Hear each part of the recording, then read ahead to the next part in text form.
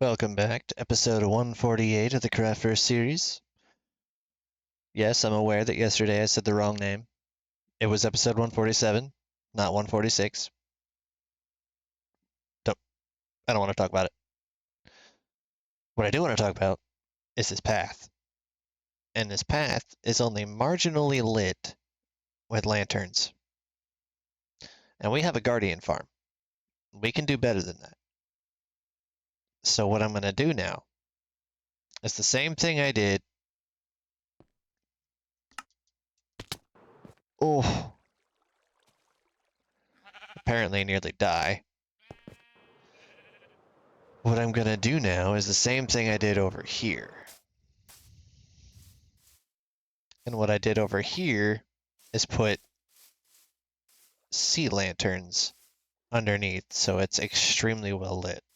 I'm going to do that along the entire carved out path that I currently have on this side of the bridge. So I have a brand new, fully refurbished shovel.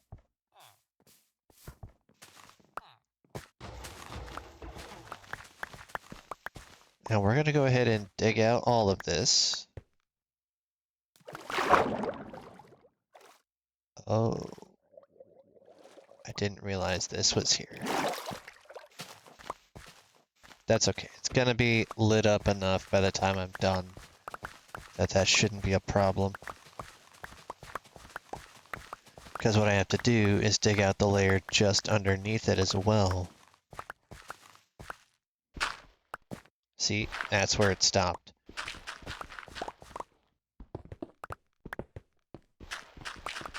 We're going to go ahead and replace this entire underlayer with the lanterns to guarantee that we stay lit.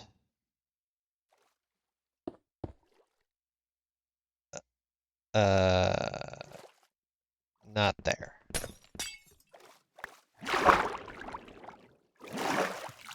Here.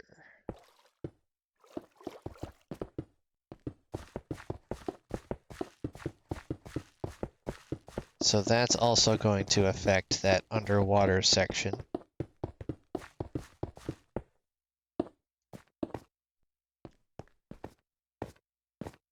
Now, I'm aware that there's lanterns on both sides of this path, and there are going to remain lanterns on both sides of the path. But I'm also going to make sure that this is as lit up as physically possible.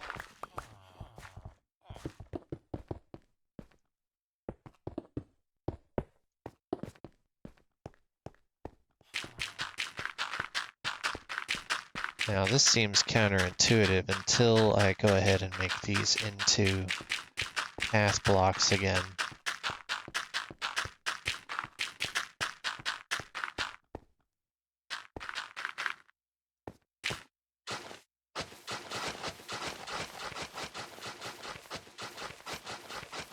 It's going to light up the actual walkable section.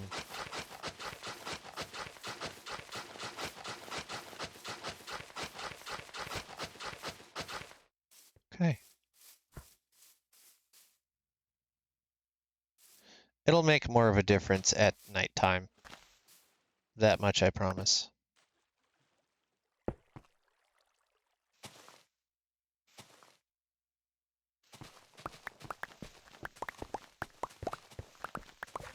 I did this same thing on the Awkward Kingdom.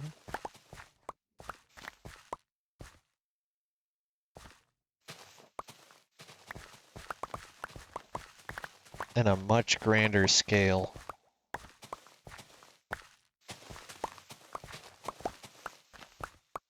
And I'm gonna have this go to right here.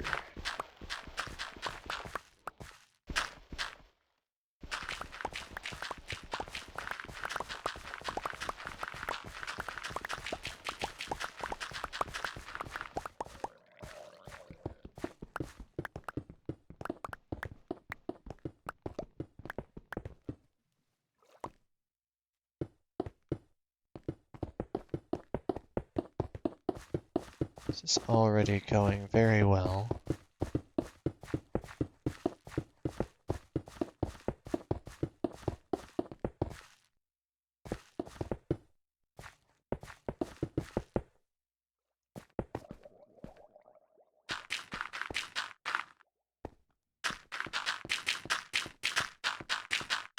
Good deal, good deal.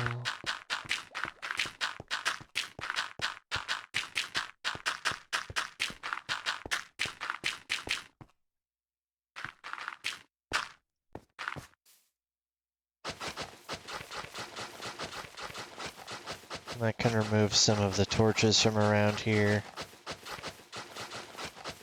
and use those to make the lanterns for the stairwell.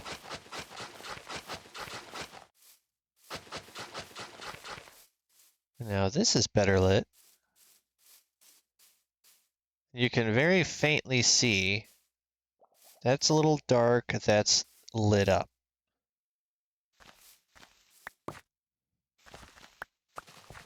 Now I'm not going to be doing this for that one stretch that's too wide, but I am going to be doing it for this one that's 3.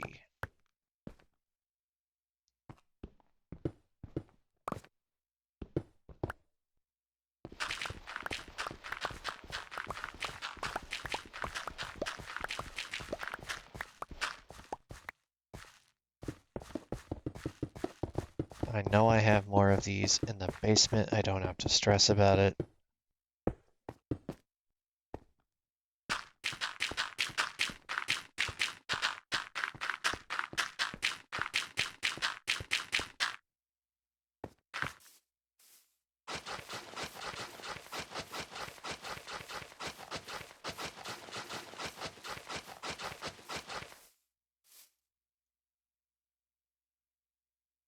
Boop.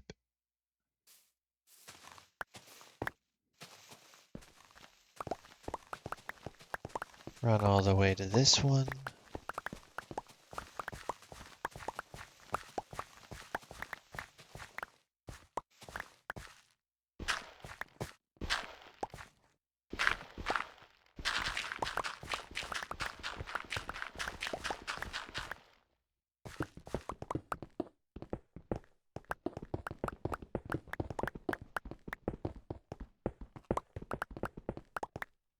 I got this idea after I first did this in the Awkward Kingdom for the Nether.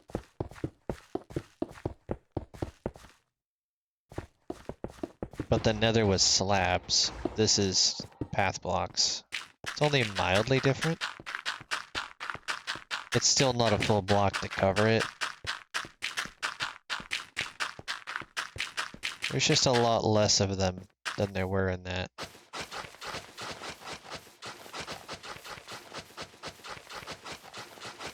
We're gonna see just how much of a difference this makes in the evening, which it is about to go dark.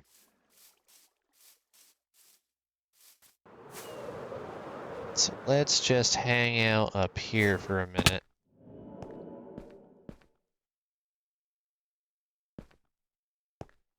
Granted, there are torches. I'm not about to remove those torches just yet.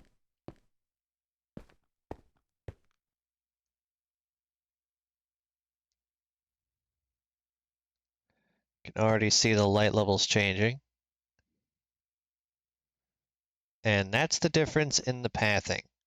Because I have this entire road, that road, and now that road completely covered. And it's this middle one that doesn't have it. I'm not going to worry about doing it for that one. Mostly because there's no center. So it won't look right. But I am going to have a fence wrapped around both of those sections, so it should be fine.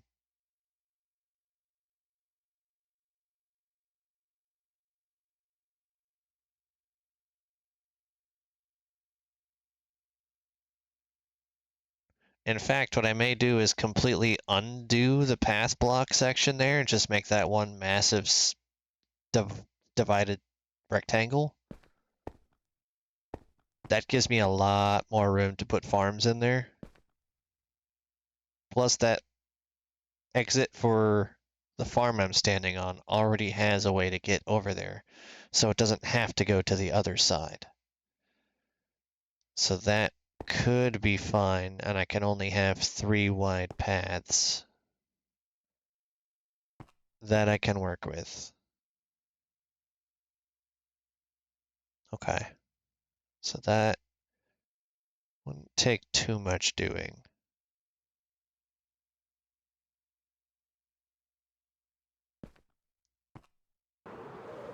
This time I fell on purpose.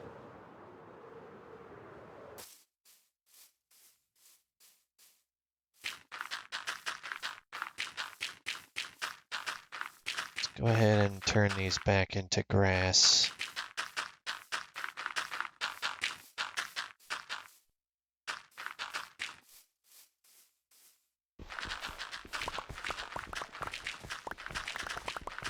Gives me a much larger area to work with.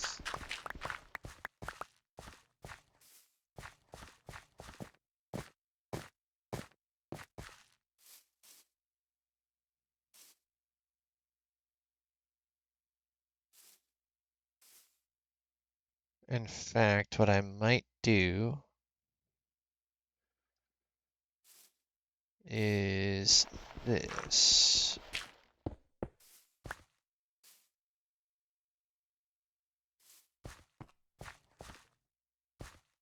Have this be the main entry point.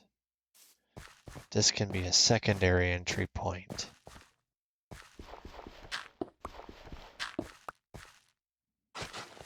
That, put gates there. That, and put gates there. And those will be pressure plates, which I can do right now.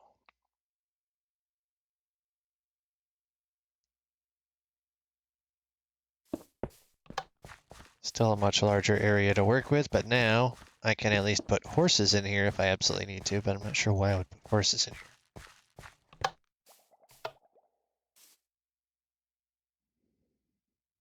Then again, the horses would just get right back out, so that would be a bad decision right there.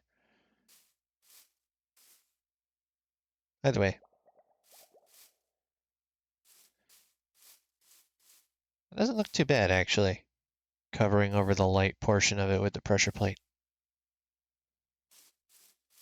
Also, can you tell that even though there's no lanterns up there, that's lit up? I did the same thing underneath every one of those central stairs.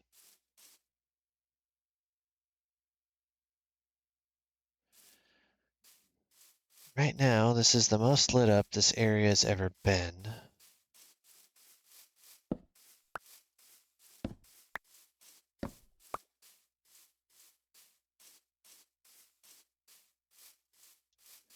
Let's get the center portion lit so I don't have spawns.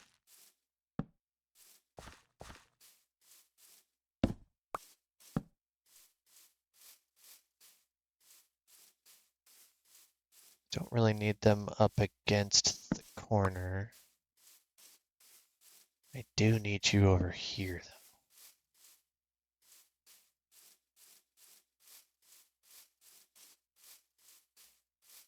That's where the fence is gonna be, so you need to move anyway. So we'll put you right there. And now I can fill this in whichever direction I need to with my next farm.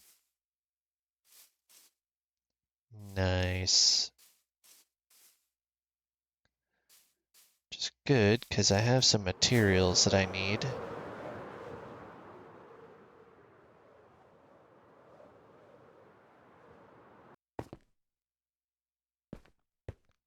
I like how lit up this area is becoming. While I actually am thinking about it and am up here, that's the perfect example. That is the best lit tree farm I've ever built. And I've done something similar on the Awkward Kingdom. It's a lot larger on the Awkward Kingdom, but we have add-ons there, so I was able to expand it much faster. Plus a much better storage system and collection unit for the Guardian farm. If I ran that here, the way I run on the Awkward Kingdom,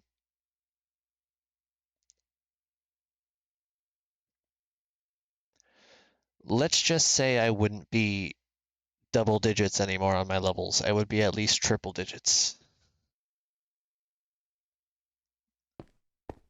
Because if it doesn't have entity lagging from all of the items not despawning, the experience is not going to be slowed down. This right here is exactly what I need it to be.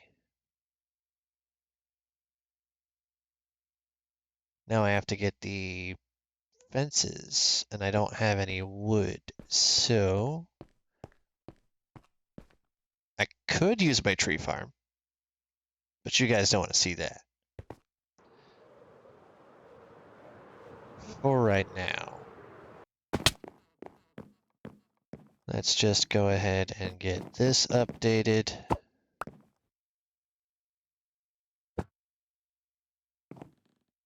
If this needs any updating, no. Okay.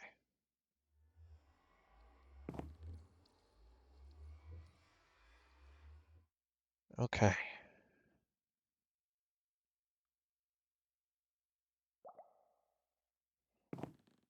Now what I could do is turn this, which already has water sources, into where I put the sugarcane farm. Or even better, just this area, which is already mostly covered, but that's kelped. I don't really want kelp growing underneath there, so maybe not.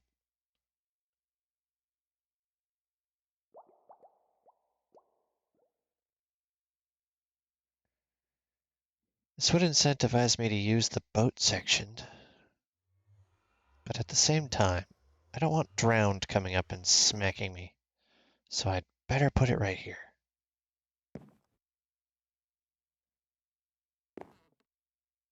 I'm going to have to expand this out as well. Now, where do I want to put my funky red and cyan colored trees?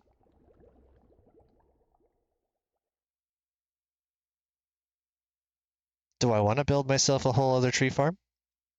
What do you think? That was easier to build because that right there is measurable. It is a pain to try and measure out the trees.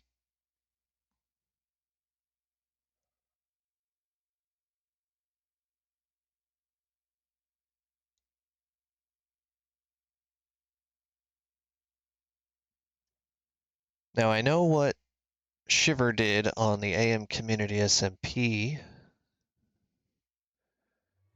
Yet another property owned by Mozzie.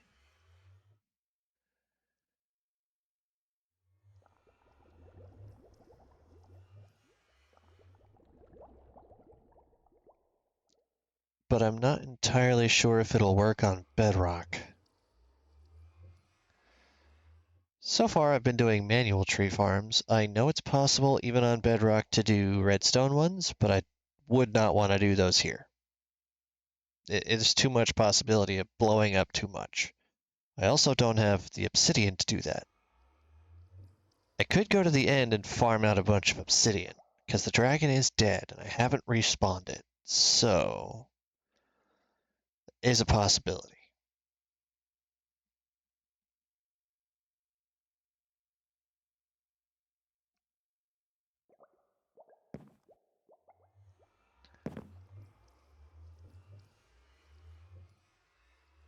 I need to do some testing in a creative world, and we've gone over quite a bit the last 3 days. So I'm going to go ahead and end things off here. Thank you all for watching for this week. Next week we'll get to some more techie build stuff. Have a wonderful rest of your weekend. And please leave a like and subscribe. Bye.